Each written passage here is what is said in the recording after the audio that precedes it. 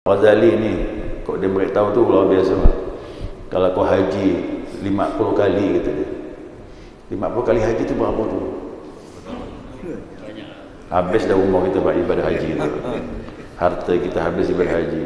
Tapi kau sifat dengki masa di hatimu, amalmu tak diterima Allah kata.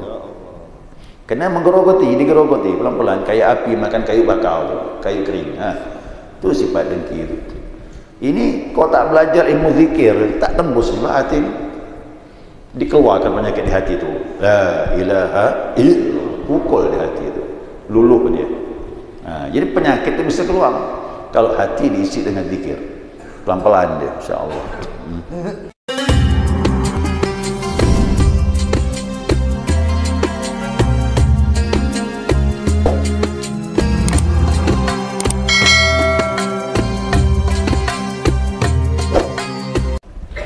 Qala musannif rahimallahu ta'ala wa nafa'ana bi'ulumihi fid dharain amin. Jamaah salat subuh rahimakumullah. Assalamualaikum warahmatullahi wabarakatuh. Alhamdulillah, senantiasa kita mengaturkan pujian dan syukur kita kepada Allah atas lipat rahmah hidayahnya. Subuh ini kita dapat melanjutkan kajian kita, mudzakarah kita, panduan kitab Al-Minahus Saniyah. Jadi menyambung yang kemarin, usuluna sab'atun. Jadi dasar perjalanan kita tu ada 7 macam kata ulama. Perjalanan orang-orang yang mau dekat kepada Allah. Yang pertama, tamassaku bi kitabillah. Orang itu harus berpegang teguh dengan kitab Allah, ini Al-Quran. Yang kedua, wal iqtida'u bi sayyidina Rasulillah sallallahu alaihi wasallam. Dia harus mengikuti junjungan kita Rasulullah sallallahu alaihi wasallam. Nah, sekarang masuk yang ketiga, wal aklul halal. Ya, wajib orang ingin dekat kepada Allah itu makannya steril, harus halal, tak boleh campur-campur yang haram. Syubhat kok dapat dihindari, tapi masih boleh, sering-sering pun jatuh haram juga. Ya, syubhat tu campur-campur apa? Es campur. Ya, halal haram masuk. Yang bini ini sekali-sekali masih belum pengaruh kuat, tapi kalau sering jatuh haram juga dia. Ya, apalagi yang haram jelas. Nah, makanan ini ya, mencari rezeki wajib, tidak boleh tidak. Mencari rezeki yang halal itu hukumnya wajib, bukan sunnah. Ya, bukan sunnah dia, tapi hukumnya wajib bagi setiap muslim. Apa sebab? Karena dia menopang ibadah. Ya, orang beribadah makannya halal, insya-Allah ibadahnya rohaninya meningkat, keimanannya bertambah, dan mencapai derajat takwa akan mudah didapat kalau dari makanan yang halal dia. Maka kita zaman akhir ini godaannya cukup besar godaannya. Nah, tergantung kita lah. Kalau mendekat sama Allah, kita jaga makanan kita ini. Nah, kemudian wajib memilih usaha juga yang baik. Kalau nak buka usaha, cari usaha yang baik. Jangan ada unsur penipuan di dalamnya. Nah, rusak juga kita ibadah kita kepada Allah Subhanahu wa taala. Jadi mencari rezeki dari sumber yang halal itu wajib, tidak boleh tidak. Baik kita bekerja, buka sendiri usaha, silakan. Cuman ikut aturan Allah dan aturan Nabi Muhammad sallallahu alaihi wasallam. Nah, dalam hadis yang bersumber dari Abu Bakar As-Siddiq radhiyallahu anhu. Abu Bakar ni milioner, orang kaya. Harta tak pernah habis. Dah sedekahnya banyak, harta tak pernah habis tu Abu Bakar. Tapi dia hati-hati di dalam masalah makanan.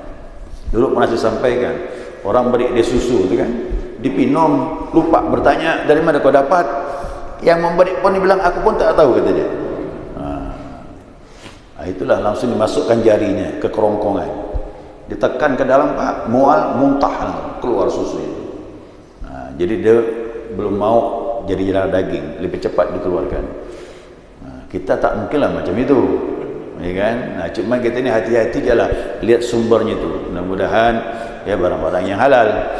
Nah, Nabi SAW bersabda, kata Nabi, la yadkhulul jannah. Ini berat ni, Pak. Tidak akan masuk surga. Berarti berat ni, ya kan?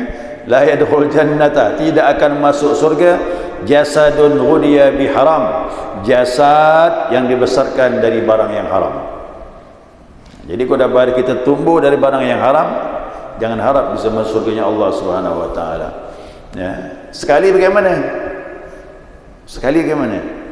Sekali makan barang yang haram, bukan nyimpan duit haram, bukan. Beli makanan. Berapalah satu porsi itu? Berapa satu porsi? 25.000. 25.000 satu porsi kita makan. Nah, kata Nabi 40 hari ibadah tak terima Allah. Nah, saya dah tanya sama guru, kenapa 40 hari guru? Kenapa harus 40 hari? Dia bilang kalau kau makan barang yang haram sekali, kau perlu waktu makan yang halal 40 hari baru bersih lagi. Nah, itu maksudnya. Ya. Jadi makan yang halal itu akan membersihkan lagi, tapi lama, butuh 40 hari baru steril lagi. Nah, cuma khawatirnya meninggal belum 40 hari. Nah, kalau meninggal belum 40 hari, zat-zat yang haram itu masih belum steril, dia belum bersih. Maka saya doakan yang makan barang haram mudah-mudahan lebih dari 40 hari makan yang halal, insyaallah bersih dia. Ya, bersih lagi. Nah, Allah Subhanahu wa taala melarang pula mencari rezeki dengan jalan yang haram. Ya. Ada zat yang haram, ada carinya, cara mencarinya yang haram. Lain lagi. Mana yang haram tadi itu? Yang haram itu apa tuh? Jual-jual barang-barang yang diharamkan Allah Subhanahu wa taala. Tapi yang susah ini mencarinya, cara mencarinya itu caranya haram. Nah, dijelas sini ini Al-Qur'an. Apa kata Allah dalam Al-Quran Al-Karim? وَلَا تَأْكُلُوا أَمْوَالَكُمْ بَيْنَكُمْ بِالْبَاطِلِ. Janganlah sebagian dari kamu memakan harta sebagian yang lain dengan cara yang batil. Yang batil itu tak ikut aturan Allah, tak ikut aturan Rasulullah sallallahu alaihi wasallam. Satu lagi ni, wa tudlu biha ila hukam lita'kulu fariqan min amwalin nas. Janganlah kamu membawa urusan kepada para hakim penentu hukum, tapi ingat di sana ada keinginan untuk mengambil sebagian harta orang lain. Apa ini, Pak? Nah, mengambil harta orang diperkarakan ke hukum, dan hakim pun bersekongkol dengan dia. Untuk apa tujuannya? Mengambil sebagian harta orang lain, menang perkaranya. Dimakanlah tu. Nah, bil ithmi, itu dengan cara berdosa, kata Allah SWT. Wa antum ta'lamun, sedangkan kalian tahu. Tahu dia tu. Orang-orang yang mengambil harta orang diperkarakan itu, tahu dia. Bukan dia tak tahu. Karena asalnya bukan punya dia. Takkan tak tahu. Tiba-tiba dengan perkara dia mesti menang, dia ambilnya harta orang. Jadi kalau dapat kita ini, kalau diperkarakan, ambillah, kita membela orang yang punya hak. Itu betul. Jangan kita ngikut membantu perkara orang yang tak punya hak, kerana dia hebat, bermain dengan hakim, menang. Sebagian harta orang pun dia ambil. Itu maksud Allah SWT. Ya. Jadi cara mendapatkan itu hati-hati. Zaman ini termasuk zaman yang kita diuji oleh Allah SWT dalam masalah rezeki. Nah, maka barang yang haram hanya akan menjadi hijab. Apa hijab? Penghalang. 1000 tahun berzikir tak sampai-sampai dengan Allah. 1000 tahun salat tak bisa dekat dengan Allah SWT. Ingat ni, bukan 63 tahun.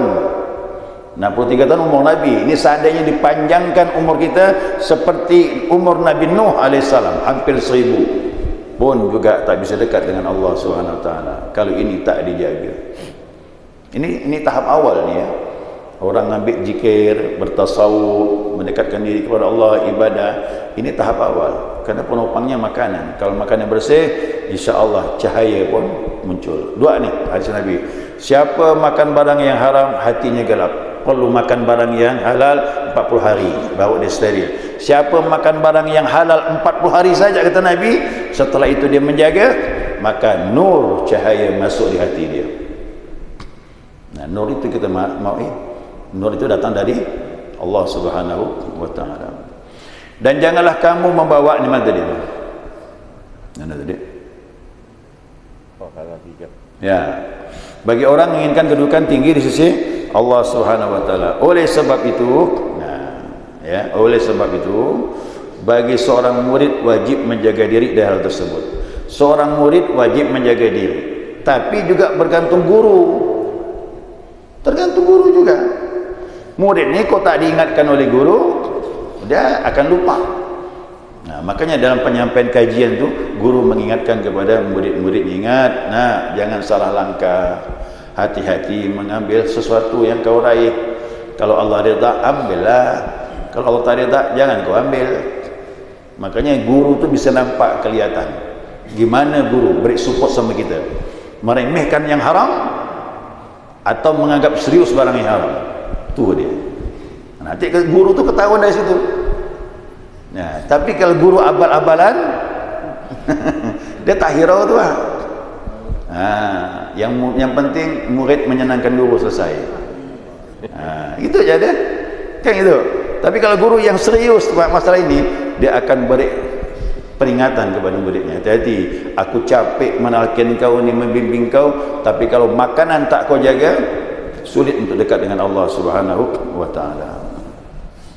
Tapi saya dapat juga dari guru kita bahwasanya mudah-mudahan dengan istiqamah kau berzikir, imanmu bertambah, kau semakin hati-hati. Itu dia. Yang penting kan iman tu yang penting, tingkatkan iman. Iman kau bertambah, hati-hati kita insya-Allah. Oleh sebab itu bagi seorang murid wajib menjaga diri dari hal tersebut agar dirinya benar-benar dapat mencapai tingkat yang diharapkan. Jadi bisa naik dia, Pak. Maqam itu bisa naik, sikit-sikit naik derajatnya di sisi Allah Subhanahu wa taala. Itu doa salawat kita. Kita kan mau derajat naik. Macam mana ni? Ini kita jaga. Salatan tunjina biha min jamil ahwali wal afat wa taqdi lana biha jami'al hajat wa tutahhiruna biha min jami'is sayyiat wa tarfa'una. Dalam salawat tu kita minta, ya Allah, dengan berkat salawat Nabi, angkatlah derajat kami dekat dengan Engkau. Tidak akan naik kalau makan tak dijaga. Dia tidak akan naik dia kalau makan tak dijaga.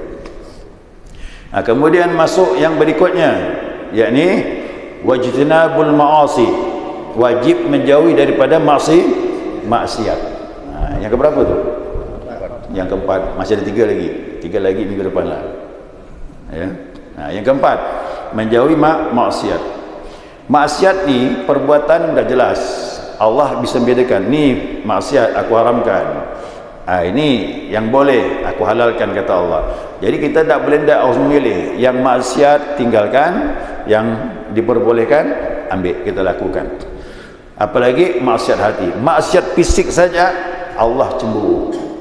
Maksiat fisik kita ni, minuman, berzina dan sebagainya, itu Allah dah cemburu. Ada lagi lebih halus lagi, maksiat hati.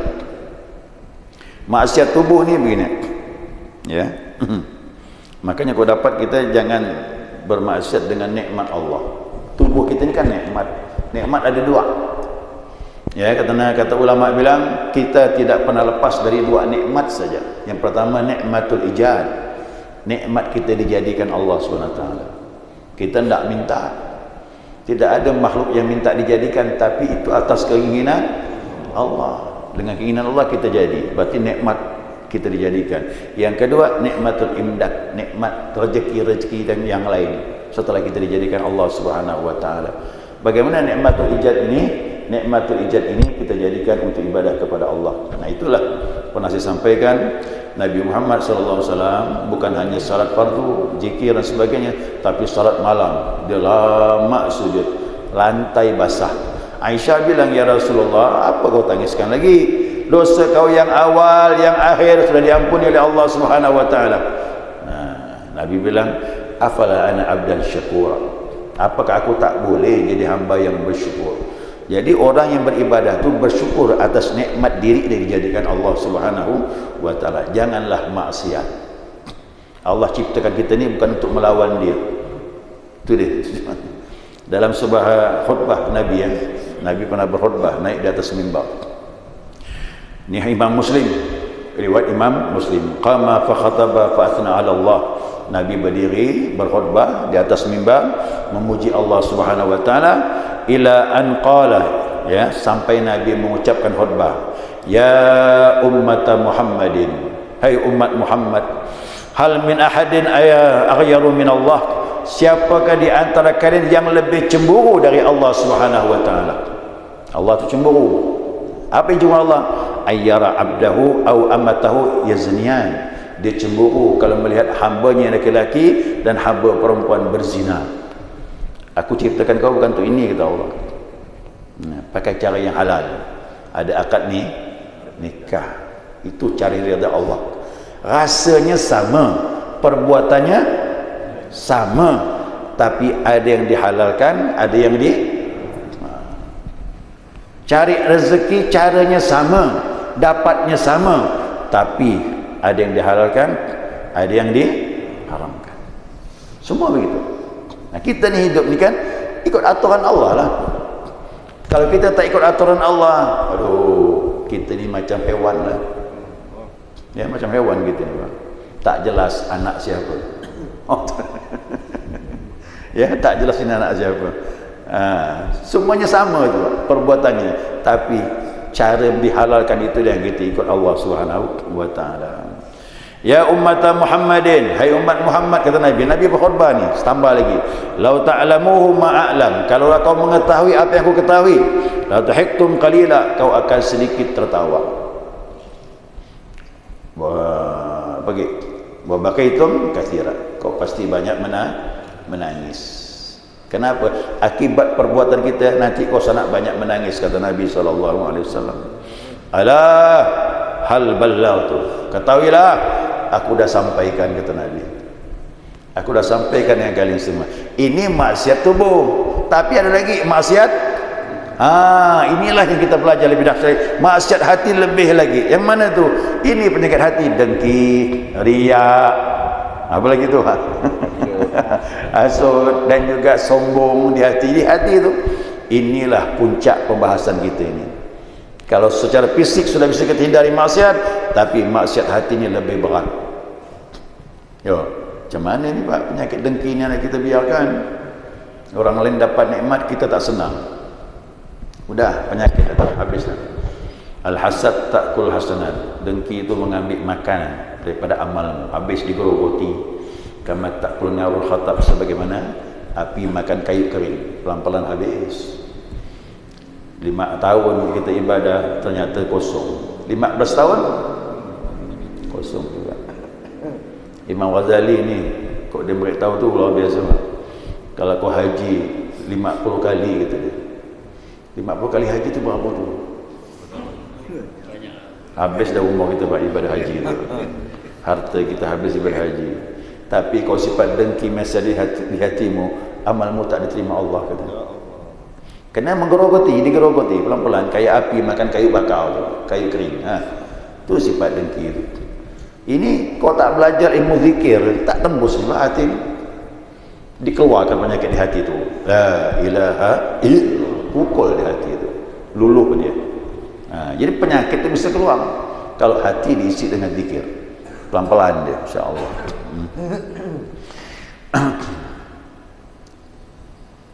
Jadi maksiat batin sulit untuk dirasa dengan panca indera. Sulit dia, kerana bisa dirasakan oleh orang-orang yang ahli zikir. Nanti ahli zikir ni gini, Pak.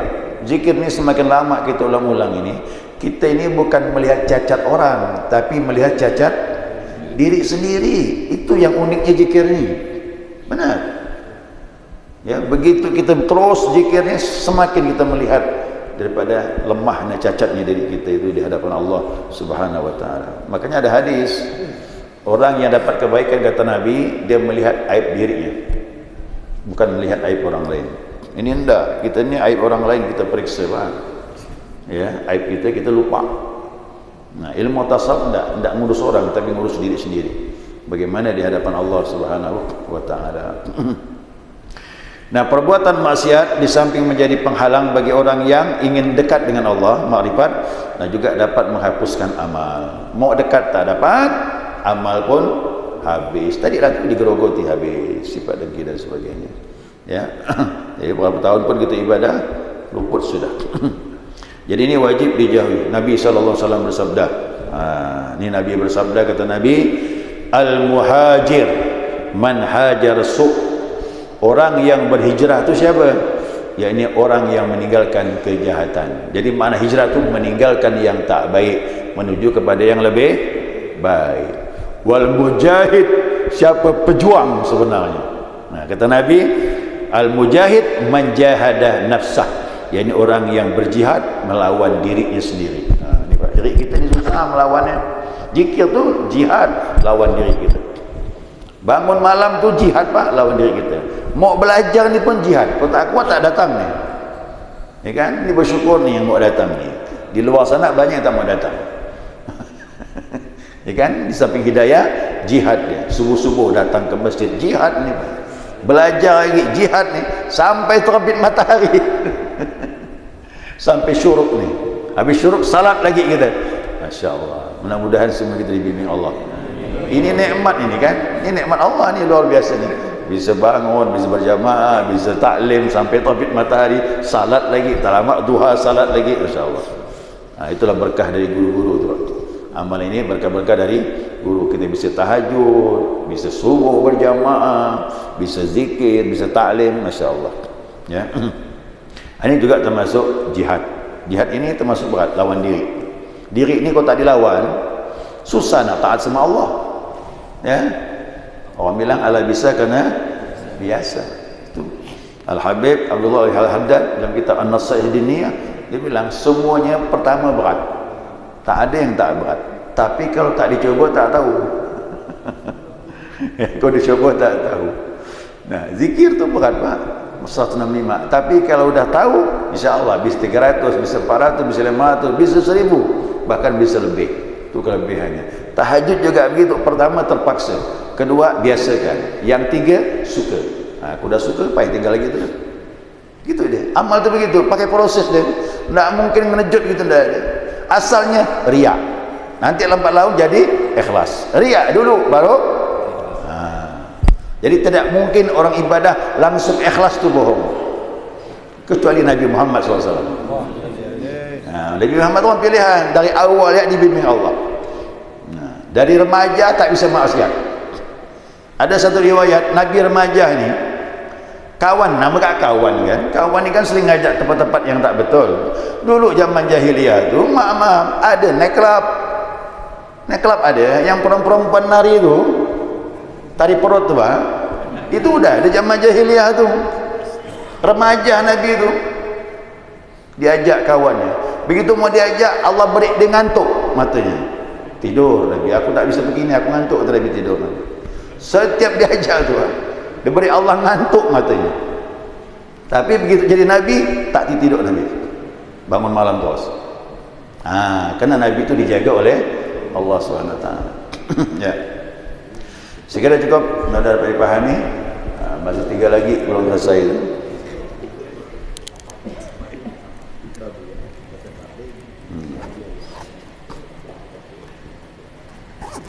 Ya.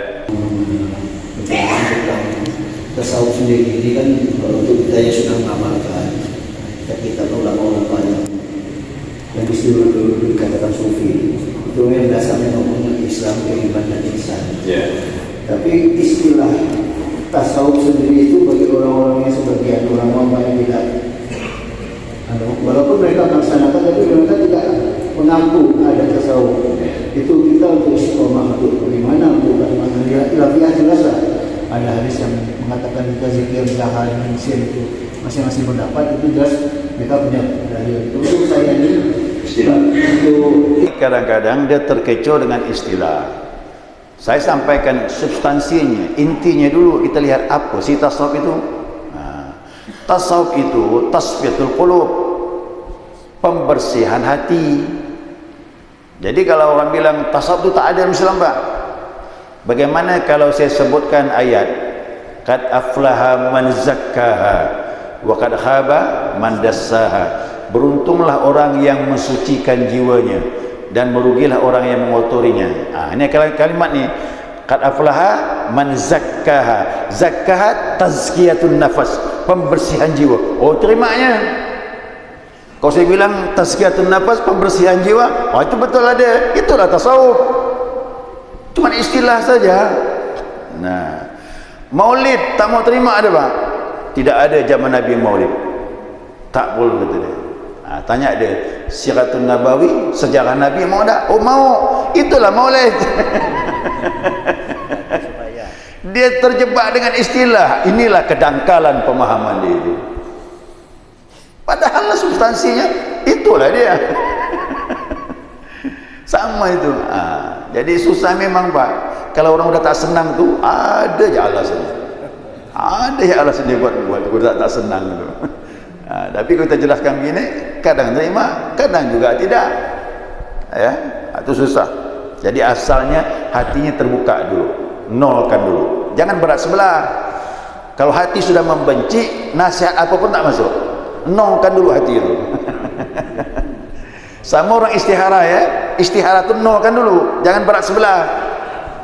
Ya, ini ada dua perempuan yang dia mau kawin ini, mana yang bagusnya itu? Nolkan dulu, jangan berat sebelah. Ini salat istihara, usali sunat istihara, rakaatin lillahi ta'ala, Allah, waktu takbir dah berat sebelah dah hati dah. Tak bisa lah gitu. Nah, jadi sesuatu bisa dipahami, bersihkan hati, penjelasan yang baik insya-Allah kita bisa menimbang benar atau tidaknya. Nah, itu istilah-istilah saja. Istilah itu kita tidak perlu, ya. Yang penting dalam hadis itu 3 macam tadi. Ihsan itulah tasawuf. Ihsan itu akhlak yang mulia. Jadi buah tasawuf ini akhlak. Ya, anta berallah ka'annaka tarah, kamu menyembah Allah seolah kamu melihatnya, dekat dengan Allah. Wa lam takun tara fa innahu yarak. Jika kau tak lihat, Allah lihat engkau. Perasaan hati merasa melihat dan lihat Allah itu akan memunculkan akhlak yang mulia. Itulah tasawuf. Nah, jangan terjebak dengan istilah. Tapi kok diuraikan Al-Qur'an banyak ayat-ayat yang mendukung tentang ilmu tasawuf itu. Wallahu a'lam. Ya, subhanakallahumma wa bihamdika asyhadu an la ilaha illa anta astaghfiruka wa atubu ilaik.